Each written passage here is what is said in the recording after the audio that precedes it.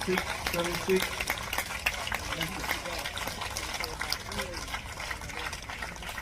Hello and welcome along to episode 15 of the Tennis Asia podcast. And on this episode, we talk Asian swing with both the WTA and ATP in this part of the world. The former on our doorstep, but in the latter, where there was local success in Chengdu, nearly local success in Hangzhou.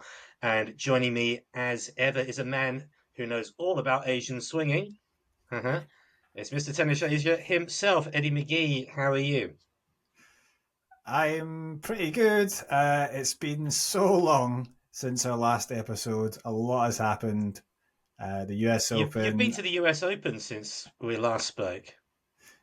Indeed, I did go. And yeah, that was exciting. We can maybe talk about that a little bit later. But already it's all past, and now we've come back into the Asian swing. So this is it. This is our main part of the year. This is our time of the year, favourite part of the year. Indeed, we were both at the WTA Career Open for a few days last week. We'll touch on that a little bit later, but we'll start off with the ATP. And there were two tournaments going on in China over the past week. They were the kind of tournaments we like, actually, because they both had their finals in midweek.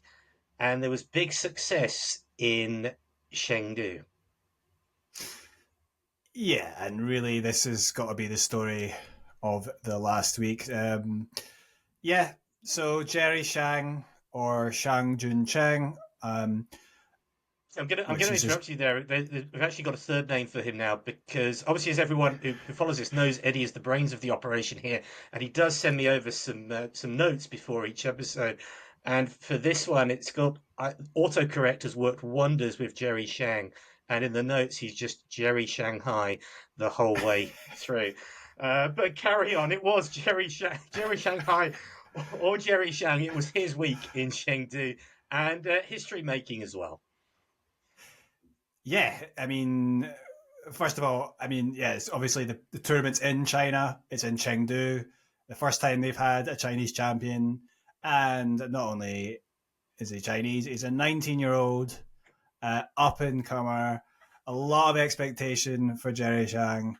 He's the first player born in 2005 to win an ATP title. So that's history already made there. But yeah, only the second Chinese man to win an ATP title after Wu Yibing won the first ATP title last year. That was in the US. And unfortunately, since then, for him, he's had physical struggles. Right. But this year, Chinese men's tennis has had a lot to be happy about. And, really, this has been perhaps coming. I mean, this year was kind of what a lot of people expected for Jerry in terms of, this is going to be his transition to the main tour. But I mean, we're already just at the start of the Asian swing, and he's won a title, a 250, and he's done it with some style. Before we talk the entire week. That's right, and before we talk about even the final, which he did come through against the number one seed Lorenzo Musetti, right. A tough opponent who has been playing well this year. Musetti, in the first round he came through Kei Nishikori.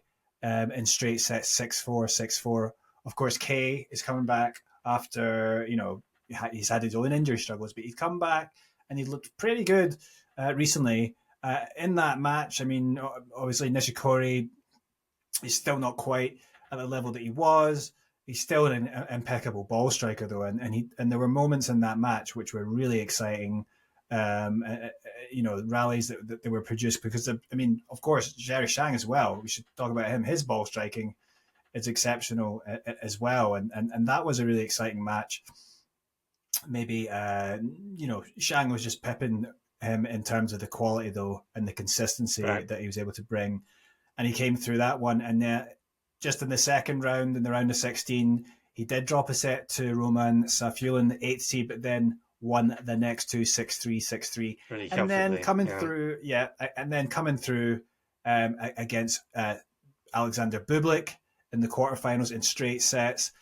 Bublik is a player that he actually beat at the US Open in the first round That was a great result for Jerry. Then he won that in 5 sets. I was actually at that match. So, yeah, that's one of many great matches I saw at the US Open. I was lucky enough to be there for the first round. And then, yeah, Hanfin was who he faced in the semifinals. And he came through, that comfortably. And, yeah, in the final, he was just, honestly, it maybe helps a little bit that you're playing in front of a home crowd, but it's not always that easy. I don't think your first final is a bit of pressure, isn't it? But he managed to come through in the first set tiebreak. I mean, for him, it's just like his ball striking is so good. And he's not the biggest player. He's not the tallest player, according to the official stats. He's 180 centimeters, which is, pretty small these days for the men's game. And in spite of that, he's got a pretty decent serve, and he probably on these courts a bit quicker. The conditions, quick hard court seems to suit him, and yeah, he gets a little bit more in his serve. And actually, he ended up being hitting 5 aces in that match, which is more than Musetti, the taller Musetti. Musetti only hit 2, and he was strong. He was 73% of his points on the first serve and 60% on the second serve. So he was winning and doing well behind the first serve, and he's getting 71% of the first serves in. But ultimately his ball striking is so good, especially the forehand. I mean, some of the forehand shots that he was hitting, like up the line, just excellent. I mean, just really high level ball striking. I mean, this puts him now, I think, up to about 52 in the rankings. Obviously, which is still his highest, yeah. Yeah, that's his highest ranking. And you'd imagine he has got, I mean, we've not got much left in this year. But, I mean, obviously, getting at this stage, he's only, about 19 and a half years of age. He's already up to 52. He's now the highest, I talked before, he's the second youngest player in the top 100. Obviously, being the first player born in 2005 to win a title.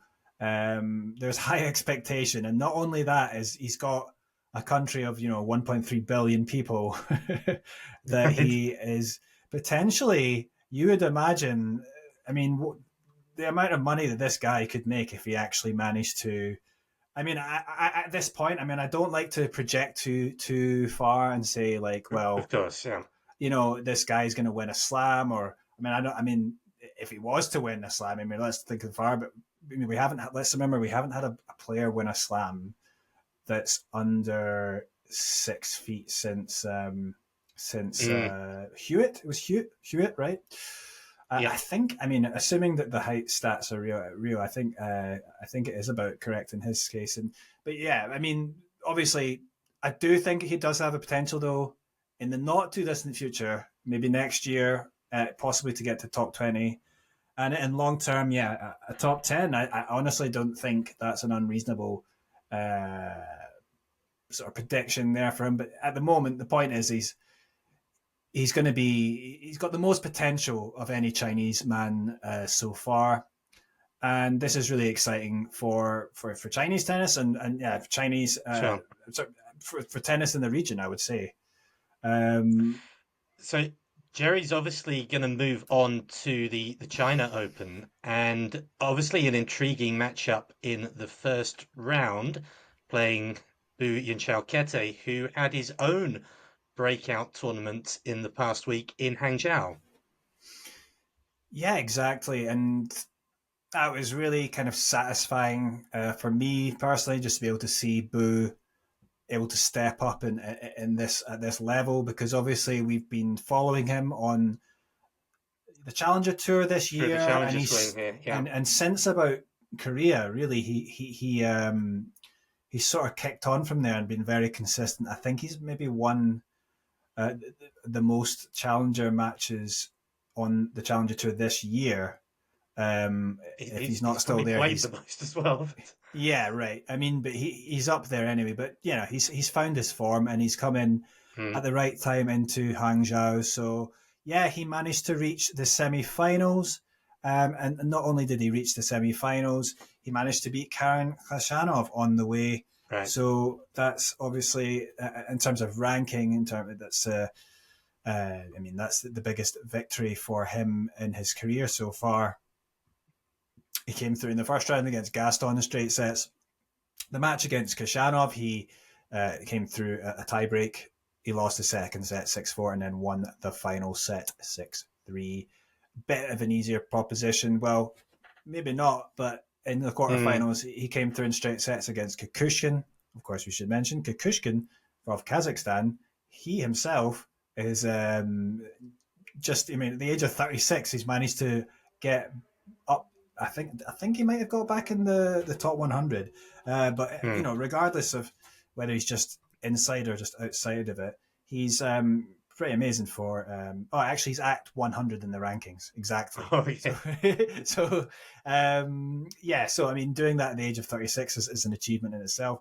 Yeah, but Bu, then he gets to semi-finals and he has to face Triple Z. But for to win that when he won that quarterfinal, that meant he got to his first ATP semi-final, but also he broke into the top 100. He actually broke down in tears because right.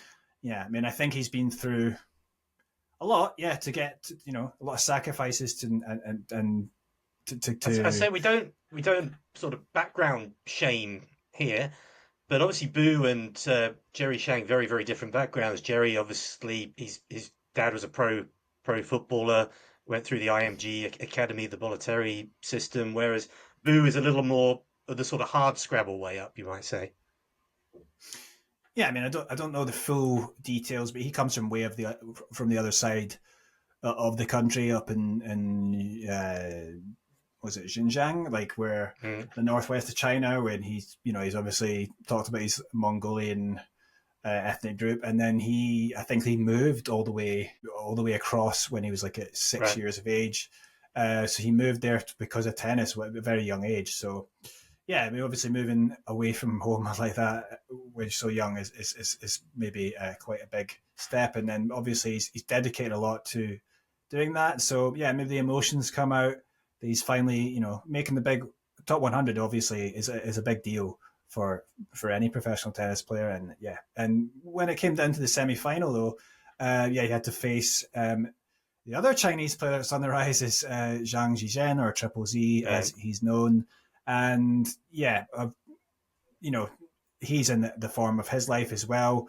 But it was a Triple Z who came out on top, and it was, to be fair, a deserving victory. I mean, Bu has been really good in this tournament. I mean, he's just got better, like he has got better and better across this year. The forehand has become a real weapon. He's so solid in the rallies. He's not easy he doesn't break down easily anymore, and he's just a very good athlete. But Zhang, he is, he's a tall guy, 193 centimeters or 6 feet 4 inches. So yeah, he's just got that extra oomph on the serve that makes him difficult to break, especially on these quicker courts. And then yeah, he's just got that power on both wings that he's able to. Unless you're really on it, it's going to be very difficult to get the upper hand. So yeah, he managed to get the victory 7-6, 6-4, and Zhang went on. He humiliated himself against the world number 777. Yeah, I mean, who just happens to be called Marin Cilic. Yeah, Marin Cilic, who just coming back from injury. He was awarded a wild card by the organisers into this tournament. They may have regretted it slightly that he defeated their favourite. But no, I mean, like, it's great comeback for Marin. I mean, yeah, I mean, how old is he now? We're talking about old players. Yeah, I mean, he's 35. 35, 36. Yeah, he's going. In fact, he'll be 36 in 3 days' time. So an early birthday present for him, because he came through against Zhang in the final 7-6, 7-6. And when we talk about players who've got big serves, obviously Cilic has big serve and big strokes, and he is in many ways, 18 aces, I think it he's was. just a little bit more of experience and a little bit, maybe a little bit more quality. It was shown, in that final. It's because he picked Zhang 7-5 and 7-5 in those tie breaks in each Mm. set. So yeah, it was a tight match, but it was always going to come down. I think when they've got the serve that they do and on this kind of surface, it was going to be small margins, and yeah, Cilic was the one to do it. Amazing for him. Yeah, he was, I think, the lowest ranked ATP champion in history because he was 777 in his ranking. So, but obviously that doesn't really reflect his level. But I mean, No, I yeah, think the previous one was Leighton Hewitt or something, who was in the 500s when he won Adelaide in 1998. So it right. doesn't really reflect much. So yeah, he's actually not going to the China Open, Cilic. He's going to the Japan Open, and he'll face Nishikori. Yeah, Nishikori in the first round, and obviously not ideal for either player, but perhaps, I mean, Nishikori will perhaps feeling be a little bit, because it could be worse because Cilic is just coming off a title. Sometimes you tend to see players have a little bit of hangover after doing that. Sure. Obviously, he's just going to have flown over. It's not a massively long flight, but If it was the challengers, he would probably have withdrawn. yeah, but I mean, yeah, right. But I mean, I mean, who else is? Yeah, we've got Nishikori's going to face Cilic, but I should also mention while we were on that tournament, Chengdu, Hangzhou, that Fugao. Mhm. Uchiyama, Yasutaka Uchiyama Right. of Japan, he actually managed to reach the quarterfinals from qualifying he beat uh, the number 14 in the world, Holger Rune. So that was a Mhm. huge victory as well for Uchiyama, and perhaps nice for him because, I mean, I talked to him way when he won Busan. He won the Busan Challenger, which was a good level 125 event here in Korea. He talked about that he felt like he was feeling better physically. His tennis was good, and he was thinking about getting back to the top 100. Unfortunately, then afterwards, then yeah, the physical struggles sort of seeped in again, where he had to retire, and I think in a tournament not long after that. But yeah, he's managed to come back and sort of build up a bit of form again, and yeah, obviously to get a victory against Rune in Hangzhou was the number one seed actually, so he came through 7-5, 6-4 in Right. straight sets, and he gave Cilic a tough match in the quarterfinals, but ultimately lost out in a final set tiebreak. But well, obviously that was a great run for him coming through from quali. So he's won, you know, 1, 2, 3, 4 matches, right? So, but then he went to qualifying in Japan and lost in the He first lost. round. Hmm. So, I mean, yeah, such is the life of tennis. Sometimes you're up and down, and It's ups and downs. Anything else on Hangzhou? One thing I noticed about Hangzhou and Chengdu, watching little bits here and there weren't many people there, were there? I know it's a huge stadium, but I never saw very big crowds. yeah, this is the first year of Hangzhou. They have that big stadium from. I It mean, they is used it at huge, yeah. The Asian Games, and I think it was fuller then. But yeah, I mean, it's a bit of a big stadium, right, Mm. for an ATP 250 tournament. It's a cavernous. You can sort of you can the echo in it. You could hear a pin drop. But yes, maybe not ideal in that respect because I felt like actually Chengdu they have the smaller stadium, but the atmosphere Right. felt better because it was just fuller. So Chengdu was a bit better in terms of atmosphere, and they turned out good numbers for Jerry, obviously against Musetti. Yeah, Hangzhou. Yeah, I mean I know that I saw the interview with Mikhail Kukushkin saying that he couldn't believe it when he arrived in Hangzhou. He's like, "Look at this stadium; it's so big. It's like going to Shanghai, right?" Right. Yeah. So, but obviously, I mean, probably good conditions in terms of facilities and stuff for the players. But yeah, it's a bit strange having that for an ATP 250. But yeah, I guess uh, so. We move on this week to the two events, the China Open and also in Japan. Anything else to look out for in either of those two tournaments coming up? well, I mean, I suppose we should talk about the China Open, particularly the women's first, because it is a WTA Right, 1000 event in Beijing, and it's also got a big draw this year. So we've got 96 players in the draw, um, and it's already started because of that. right. And I mean, first up, I mean, we just the first round played there, but we just had some big news for for a Chinese player again. Slightly different circumstances, and Zhang Shuai, who has Right, just broken her 24 game losing streak, which was a right. record. It's not what you want to have that kind of record, but obviously she's just broken it. So she's come through in straight sets as well against McCartney Kessler, the American. So yeah, just good for her to get that finally off her back. And yes, came through two tie breaks. I mean, I watched actually that final set and the second set, and she had opportunities to do it on herself. She broke and then got broken. And then she broke again and Right. was she going to serve out? No, she got broken again. It was getting a little bit nervy, but thankfully she stepped up in that tiebreak. She actually ended up being fairly straightforward, that final tiebreak, because it was 7-1. But you felt like, oh no, is she going to blow it again? But like, actually, I was pretty impressed with how well she was going for her shots. You know, she was being brave, and I think yeah, she had a match point. I think maybe in the earlier on where she's coming forward with the volley and it went. She just Mm. she mistimed it and it went into the net.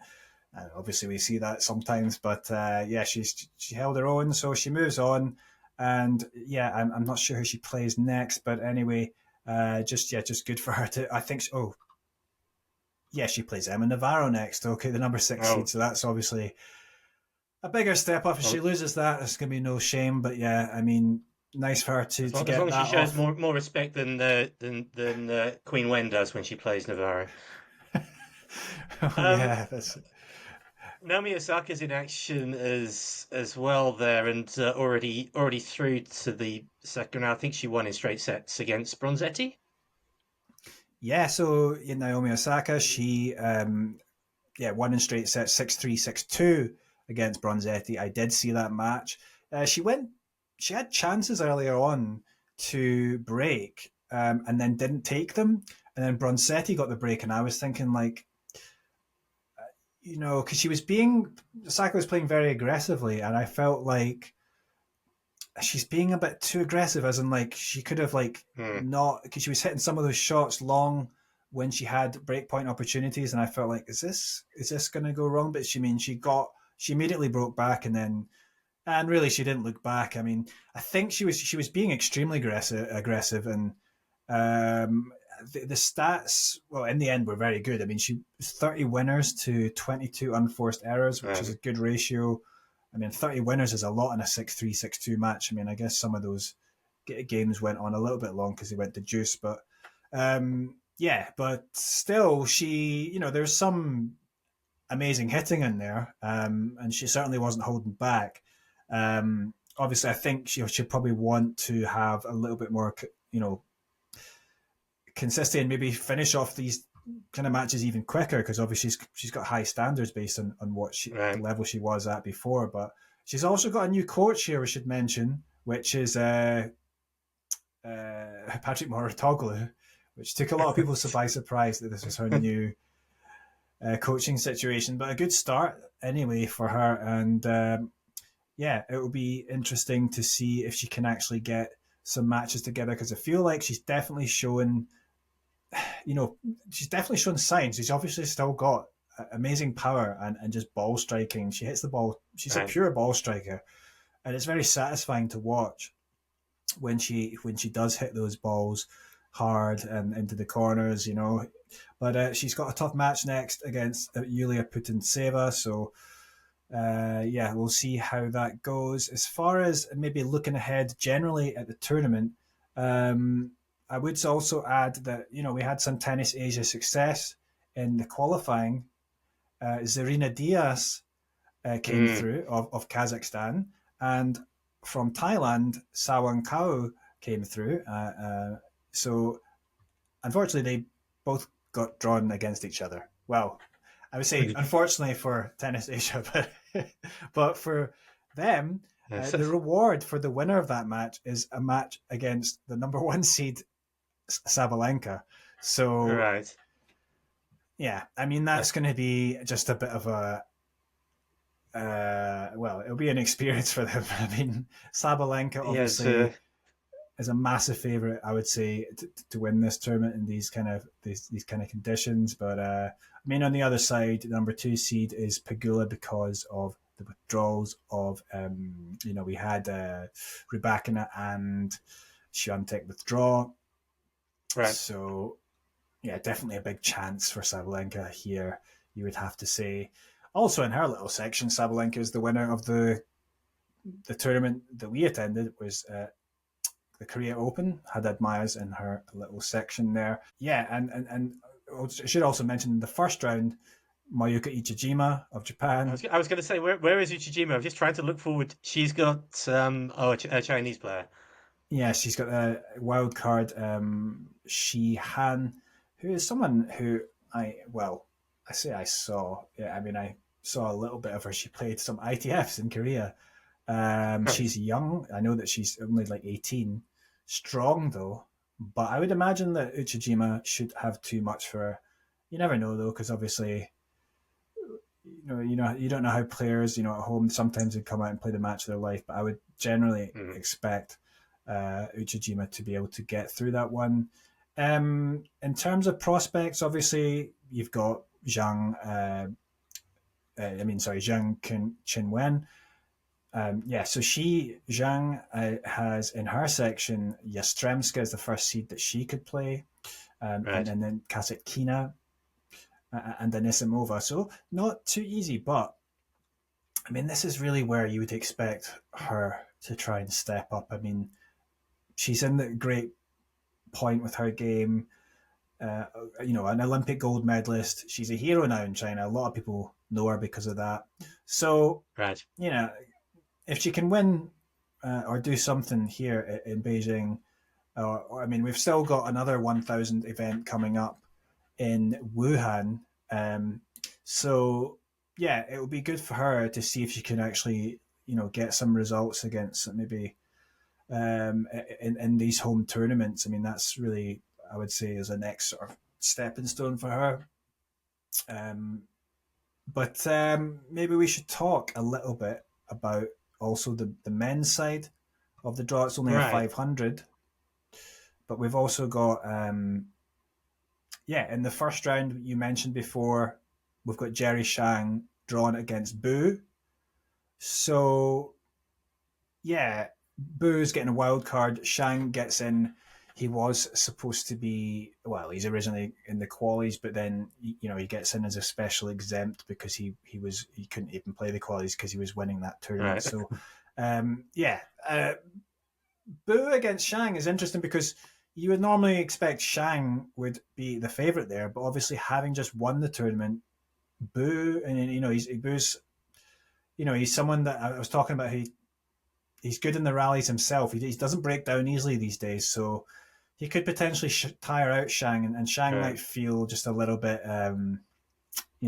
worn out. We'll see though, because obviously Shang has a lot of talent. I was thinking as well, if Shang did lose early here, might not be the worst thing ever because he'd get a rest before the Shanghai Masters, and perhaps that's maybe where he'd like to shine more so Right. than here in Beijing, which is only a 500 for on the men's side. Uh, Triple Z, sorry, yeah, Triple Z. He's got Davidovich Fokina in the first round. yeah, Davidovich Fokina. I mean, yeah, that's a tricky first one, but I would say maybe on the way they are at the moment, I would kind of expect Zhang to get through that one, but obviously not easy. And even if he does get through, it's probably Rublev or Carreño Busta. But Rublev, yeah, yeah. Rublev, definitely is always going to be tough on these kind of courts. So, and then ultimately in that section is Sinner. So potential semi-final opponent if any of them do get that far. But obviously, no one wants to face him really. But yeah, also in the No, Chinese I see he could potentially play Wawrinka in the second round, who was given a wild card. Sinner, yeah. Yeah, Well, I would be pretty happy about that. I mean, Wawrinka at this stage is I would be surprised if he would give anyone. Sorry, if he gives Sinner trouble. I mean, he can give other players trouble, but I mean, in terms of the sort of quicker hardcore, I'm not sure that's the best for Wawrinka these days. If it was on clay, then it's a different story. But Bublik is of Kazakhstan drawn against Koboli, the Italian, and potentially either of them could face Zhao Yi, who's the young Xiao Yi, yeah. 19-year-old who got the wild card. He did impress Zhao Yi in the last tournament that he was in. Yeah, definitely turned a few heads, let's say, with how he performed. He's got a lot of power, but he hasn't really. I mean, he's still very raw. He's had wild cards into these tournaments, hasn't showed too much. But yeah, he definitely impressed some people with his performances. Should also mention that Coleman Wong. We almost did. Obviously, Coleman Wong from Hong Kong. He was playing in Hangzhou, and he came through the qualifying, and he actually was up against Wu Yibing. We talked about. Unfortunately for Wu, Right. he had physical struggles again and had to retire when Wong was up 6-3. So Wong won that match, and that's technically his first ATP win. So obviously Right. not best way to do it, but then he came through and then played against Nakashima, Brandon Nakashima, who's been in very good form recently. He won the first set tiebreak, narrowly lost the second. He did have chances earlier where he could have possibly. I think he had 2 match points, Wong, before it got to the tiebreak, and unfortunately he couldn't take them. And I did think, like, well, is that probably his opportunity gone? And yeah, it was, because Nakashima took that second set tiebreak and then quickly won the final set 6-1. So yeah, still a bit of work to do for Wong, but he's definitely shown quite a high level at that in that match. And yeah, he looked really fired up, and just a case of him being able to try and bring that more often. He is now playing a challenger in Thailand. So have I gone More on to twists on the Coleman maybe? coaster. The Thailand challenge. That's is it Nonthaburi, the Nonthaburi challenger? Yeah, okay. So I'll talk about it while we're on it. Yeah, so Nonthaburi is in well, it's actually called the Bangkok Open, the tournament. So Nonthaburi is actually just outside Bangkok, but Mm-hmm. it's pretty much there, and got a pretty good entry list this year, because, or I should say, when I say this year, it's actually the 4th tournament in this city this year. Right, yeah. Um, Nonthaburi Non-Fabry 4, I think, four, is its yeah, official name. yeah. So yeah, because if you look at the we had Arthur Cazot, the French player, who's been, he's really highly ranked nowadays, as the number 1 seed, and then we also have Mackie McDonald playing. Dan Evans is playing there as well, and Dan Evans, obviously his ranking's fallen. He's got to try and build it back up again. Mm-hmm. Funnily enough, I mean, we talk about US Open where I went to, and I managed to witness that historic match between Evans and Kashanov, which was the longest Right. US Open match in history. It was 5 hours and 35 minutes. I saw the final Did set you watch where all 5,000? Did you watch all 5 hours and 35 no, minutes? no, No. I actually, it was funny because I was waiting to go in, because waiting for them to let us in, but it was actually near the end of the fourth set. So I wanted to see some tennis. Oh, So I was kind of like willing Kashanov to win that fourth set, and right enough he did, so that I could get on and see this final set. And then we got in, and yeah. So the funny thing was, yeah, Evans actually went down 4-love, and I think he was also 15-40 as well. So he could have went down 5-love, fought back and won that game and held, and then somehow won every game uh, after that to win 6-4, longest match ever. So obviously it was just crazy scenes. It was a great atmosphere. The funny thing is though, in this match in Nonthaburi in Thailand, the first set, Evans was up 4-love, and I think he was up 40-30, could have been 5-love, but then proceeded to lose all the games after that. Sultanov took the first set 6-4. So I'm sure he took that in his usual calm and measured way and wasn't at all upset with himself or his coaches or anything like that. no, he was. I mean, clearly not, because he came back to win the next two, 6-2, Well, 6-2. But, he was pretty annoyed, and he seemed to be taking it a bit out on the umpire. Because right. But yeah, and then yeah, but he did regroup and eventually, I think Sultanov, to his credit, was Sultanov's from Uzbekistan, I should add, so he's in tennis Right. Asia interest, but he was his ground strokes. He's got a bit more power on it than Evans does. Evans he hits a lot of slice in that backhand occasionally, but yeah, I mean, Sultanov couldn't keep it up. But in the end, yeah, Evans was too much for him. Coleman Wong versus Dan Evans, Thursday afternoon. Yeah, that's right. So Wong came through against the Thai player, local player Kasidit Samrej. So that means he will play, tomorrow, which will be Thursday.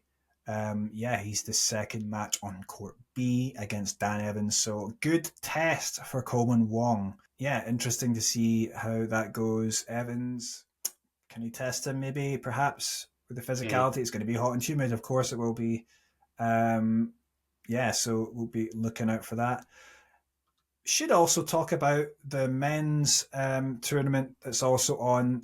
Other than Beijing, we've got the ATP 500 in Japan, in Tokyo, right, where a bunch of players are playing. We just had actually Kei Nishikori playing doubles with Rei Sakamoto, who is the 18-year-old from Japan. He's got a lot of expectations on his shoulders because he was a number one junior player.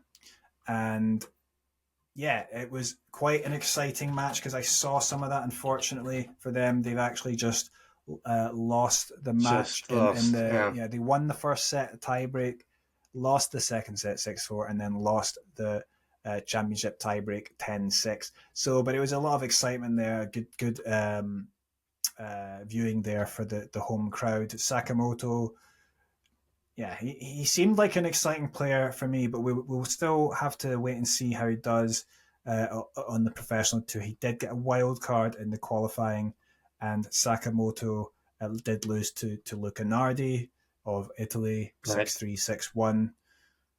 Obviously, still much to go in terms of his career, but I did have a vision of, wouldn't it be great if one day we had Shang against Sakamoto?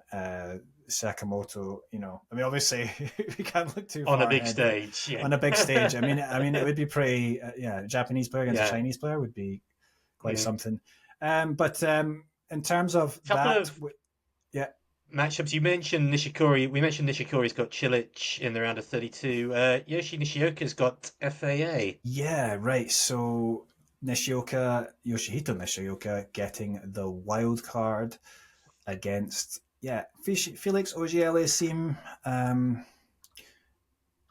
Yeah, that's interesting to me because, well, I mean, the conditions in here should suit Auger-Aliassime, but Felix hasn't been doing very well recently, has he? By his own standards. I mean, sort of quite up and down. But I mean, we look back to his results in the North Americans when he lost at his own home tournament in Canada, uh, 6-3, 6-2, and then in Cincinnati. He did manage to beat Rude in that second round, but then lost to Draper, and then he lost in the first round in straight sets to Jakub Menchik at the US Open. I mean, not all easy players, but these aren't particularly encouraging results. I mean, for Nishioka, though, he is a guy who tends to do very well in this Asian swing, but oddly enough, he has not actually done particularly well at his home tournaments. So we know that he actually won tournaments in China, and he won Korea when they had the ATP here. He would beat Right. Shapovalov in the final. No, he definitely does like these conditions. So there shouldn't really be anything stopping him performing. But it's I guess there is a bit of added pressure for some players if they're playing at home. That kind of they feel like they've got to do well. I mean, definitely the opening, perhaps the tie of that opening round is Cilic against Nishikori. That's definitely going to be Sure. prime time on the main court in Tokyo. Um, and if Nishikori, I think he's got a chance to get through that one. Obviously, Cilic is looking surprisingly good for a guy that's not been playing before this week. But yeah, if they do get through, or so if Nishikori does get through, then he will probably have to play either Rude, probably Rude, who against because he's going to play Thompson. So Thompson. yeah, and then that's Jordan Thompson. But I don't know though, because Jordan Thompson does also really like these conditions. But Mochizuki was the other wild card. Shintaro Mochizuki, but he lost. Right. Pretty convincing win for Ugo Umber. But yeah, I think all eyes certainly are going to be on Nishikori to see how he does. He's due sort of if he's fit, then it will be great to see him because he's such a good ball striker that when he's at his best, he definitely adds to this tour. One other thing that I just crossed my mind that I forgot to talk about is Shang Chung. Yeah. Last week, while I was sort of methodically making my way through the wine list and the beer list at that lovely little beer garden they constructed outside Centre Court in Seoul, you were watching Challenger TV, watching Chang Hyun win a couple of matches in Japan, and uh, he yeah, I did try to watch that match. It wasn't the best stream. Actually, it wasn't even challenges because he was playing a 25k in oh, 20 right. Takasaki, right? He won the first two matches, but then lost to the number seed Oliveira. I mean, Gonzalo Oliveira, who has won a lot of matches at this level, so I wouldn't say that's obviously it's early days in his comeback. He's just going to have to get used to playing at this sort of level again. It's difficult to know what to expect really because it's he's hardly played in the last several years. But this is, I mean, if he's fit, it's still a good step for him to get a couple of matches under his belt. And now he's just announced that he's going to be playing next month in October. I'm assuming he's got a wild card at the Taipei Challenger in Taipei City. So, he Which did a level little. is that? Do we know? It's a 1-2-5 tournament, so Okay, it's so a good level of pretty decent challenge. one. Yeah. So good for him. It happens to be in the week before the Seoul Challenger. So I would imagine that he's planning to play that as well. He would To go definitely get a there. wild card if he wants it. And I mean, it's just going to be interesting. But obviously, I think his natural, let's say, his natural ground game is good enough. But the problem is obviously his physical Right. uh, issues, and then his serve, right? Because he kept on trying to transform his serve because he had a back injury that was a serious back injury that came up kept him out. And last year when he came back, he tried to make a comeback But his serve looked so awkward because he was trying to alter it just to probably because he's worried about the back situation. And yeah, now it looks less awkward, I have to admit. So it does look less, a little bit more fluid now. And Mm. but yeah, that is still not brilliant. I think the forehand is not quite his best side, but yeah, let's see how he does. It's just good if he can get back to some kind of competitive level. It's just one step at a time, but some guys will be It would be on great that. to see him back on the centre court in Seoul at the end of October. Speaking about the centre court in Seoul, we should very briefly touch on the WTA Career Open. It was a 500 for the first time this year. I think we do have to feel a little bit for the organisers of this tournament, which is something we probably won't say very, very often. But first time as a 500, a lot of withdrawals, leading the field to be pretty similar to its 250 days, to be quite honest. And they put a lot of effort into it as well. There was a much sort of improved sort of infrastructure around the site. Obviously, the second court, which was rather optimistically named Grandstand Court, which was still just a shed with a corrugated roof and some baking hot bleachers and random guys coming to like empty the trash cans like they do at all times when the public is using these courts. But they'd obviously invested in a little bit. There's quite a lot of catering. I made sure to put a lot of turnover through the catering, obviously, and they got very unlucky as well with the weather. It was baking hot for the first 3-4 days. Then they lost a day entirely to the rain. So there's a bit of what could go wrong did go wrong, but it was still quite an entertaining tournament. Well, yeah, I mean, obviously, first of all, having there was four ATP WTA top 10 players on the entry list, including Iga Mm. Swiatek, and for all, which is great for a 500 tournament, but then for all of them to withdraw, and especially when that's what they were marketing, these players coming. On the poster was, three of them plus Emma Raducanu, and That's right. You then pointed it out as we went into the stadium, didn't you? but then Emma Raducanu as well. She ended up having to retire in the quarterfinals after expectations there. So none of the players on that poster ended up getting past to the latter stages. And yeah, in terms of, I mean, I would say it was a bit disappointing, to be honest, in terms of you saying it was a pretty fun tournament. I mean, I guess the first few rounds, yeah, we did have some decent matches, but and we should talk about Crystal. She gave a good effort against Yeah. Tomljanovic. It Mm-hmm. wasn't to be in the end, but she lost in 3 sets.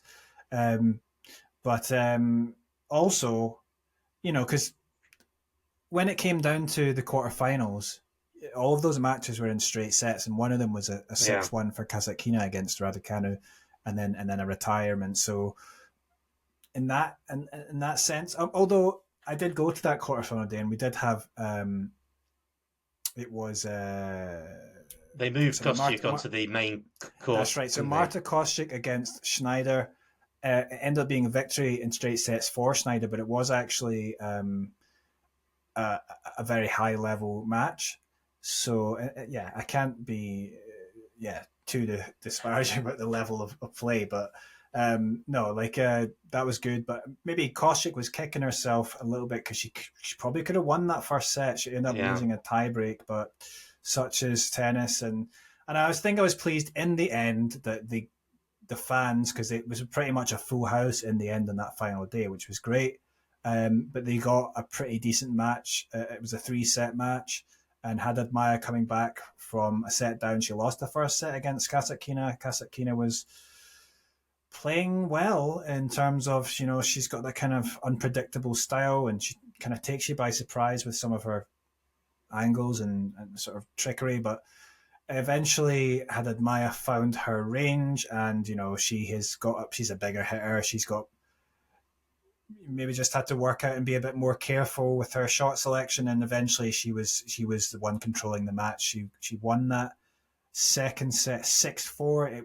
It was funny because it was a challenge on the final shot that won her the match, the winner, not the match, sorry, that second set.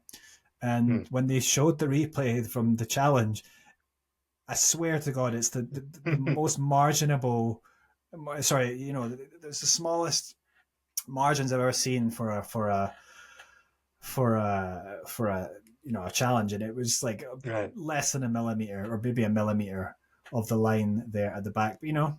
But that set, so it was called in, and she won that set, and then ended up stepping up in that final set, and she took it home 6-1. And I'll tell you a funny story as well, is that actually I think her physiotherapist was there at the tournament, because she was talking about her had admire. But funnily enough, my the trainer at my gym is Brazilian, and apparently Hadidmaya's physiotherapist has stayed at his house a few times. So really? So it's a small word. Just as convenience, or anything scandalous going on, or No. I just I know.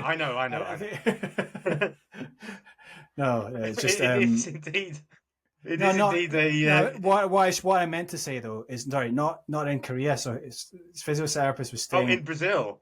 Yeah, his house. He's got a house in Brazil, right? I guess so. I don't know exact details, but okay, that is actually more of an interesting story. Yeah. So okay, so Seoul's Open. Luckily, that venue will be used again at the end of October. Any other business tonight? I think we covered pretty much everything. Yeah, I mean, we got through a lot. We did. Yeah, we got through a lot, and I think we've got a lot to look forward to in terms of we've got a massive 1,000 event. The one thing we didn't mention was that you actually got to meet the best performing Chinese player at that tournament in Seoul. Yes, indeed. Yuan Wei. She's my favourite now. I did actually quite enjoy it. I was actually really, really surprised that you were allowed to take pictures, because often at those autograph sessions you're not. I got Penko's autograph last year. We weren't allowed pictures that day, but Yuan Wei, she was standing up for everyone. They had the staff member hand over your phone, and they took the picture. I cropped out the two absolutely massive security guards who were standing right behind me. But she was very, very, very, very pleasant. Great. I mean, big Yuan Wei fan from now on. Yeah. I mean, I forgot to. Is she even playing in the cup? I don't think so. I looked when we went through. I didn't see her. I didn't see her name by there, but can't be sure. Can't be sure. Oh no, she is. Sorry, she is. She is playing. She is the 30th seed. Yeah. So, but she's obviously got a bye, but you have to play the winner of Blinkova or Karolina Mukova. So, not easy. But. Let's see. I will go back and reinforce what you said earlier. Actually, I did send that picture to every Chinese person that I know, and without fail, everyone came back and said, "Is that Zhang Xinwen?" I was like, "No, it's not."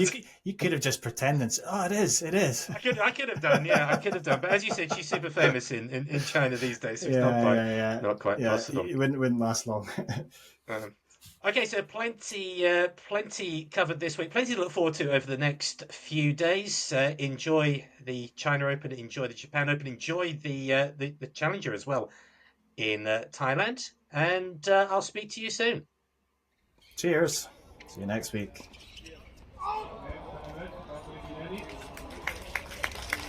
Thank you.